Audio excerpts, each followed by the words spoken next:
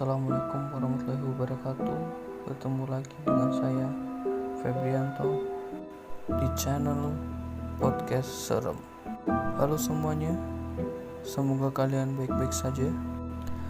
Di kesempatan kali ini saya akan menceritakan kisah atau cerpen. Untuk mempersingkat waktu, mari kita mulai.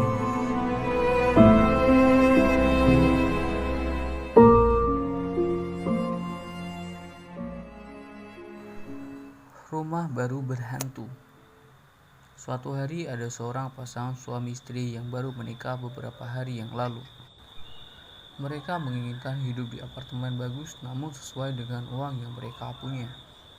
Setelah mereka berkeliling puluhan kali untuk mencari apartemen, akhirnya mereka menemukan rumah yang hampir sesuai dengan uang mereka.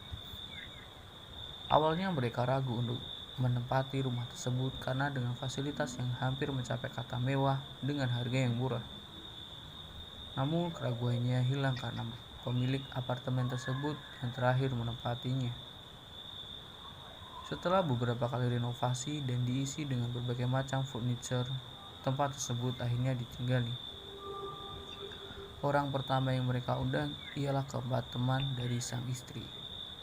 Mereka party hingga larut malam, hingga jam menunjukkan pukul 2 dini hari. Mereka semua tidur, teman istri tidur di ruang tengah, sedangkan suami istri tersebut tidur di kamar. Suami istri tersebut mendengar teriakan dari ruang tengah. Mereka pun beranjak untuk keluar. "Hei, kalian kenapa?" tanya sang istri. Ketiganya tidak menjawab, akan tetapi Pak Sutri dan salah satu temannya tersebut memaksa dan akhirnya mereka bertiga menjawab. "Aku bermimpi aneh tadi. Aku melihat seorang laki-laki yang jatuh dari balkon rumah ini dan dikerumuni banyak orang di bawah," cerita teman pertama, dan dilanjutkan seruan teman ketiga. "Aku pun bermimpi seperti itu. Sebelum orang-orang tersebut jatuh, dia memegang balkon dan lama-kelamaan terjatuh karena tidak kuat menanggung beban. Aku juga bermimpi seperti itu. Pria tersebut meninggal di tempat karena terjatuh dari balkon," lanjut teman kedua.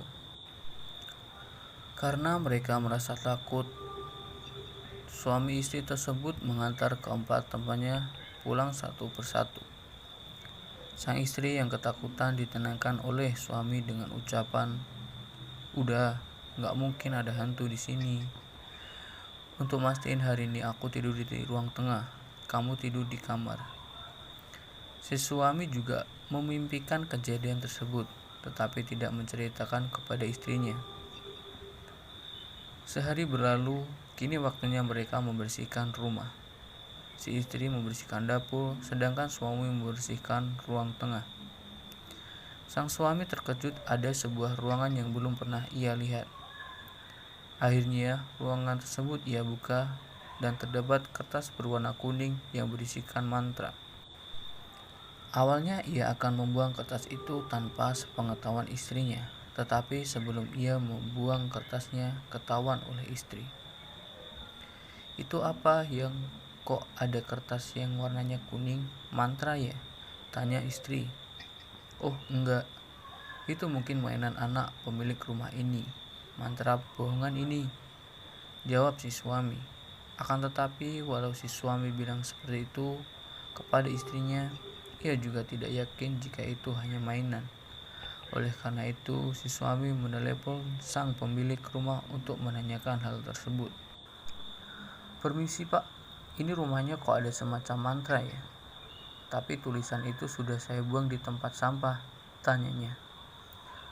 "Juga saya selalu bermimpi ada orang jatuh saat tidur di ruang tengah," tambahnya.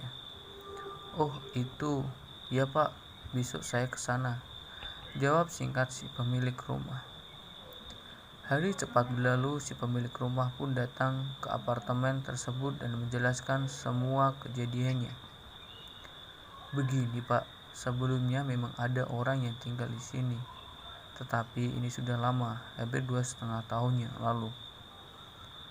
Lalu gimana ceritanya? Kok bisa kalau saya tidur di ruang tengah selalu mimpi hantu laki-laki? Tanya si suami. Jadi ceritanya dulu orang yang tinggal di sini sebelum bapak, dia sudah meninggal karena terpeleset di balkon saat benerin antena. Sebelum jatuh orang itu berpegangan di pagar balkon tetapi tidak kuat menahan beban dan jatuh. Saya juga selalu memimpikan orang itu. Akhirnya saya pergi ke dukun. Dukun itu memberi saya satu mantra. Dia bilang kalau diletakkan di suatu ruangan orang itu akan hilang di mimpi dalam jangka waktu 2 tahun. Akan tetapi tidak juga hilang dalam mimpi. Akhirnya saya berniat menyewakan apartemen ini. Jelas si pemilik rumah. Tapi kalau bapak dan ibu ingin pindah harus membayar denda yang sesuai kesepakatan di kontrak, tambahnya. Akhirnya suami dan istri tersebut memutuskan pindah dari apartemen tersebut walau harus mengeluarkan uang lebih untuk membayar apartemen yang baru dan denda tersebut.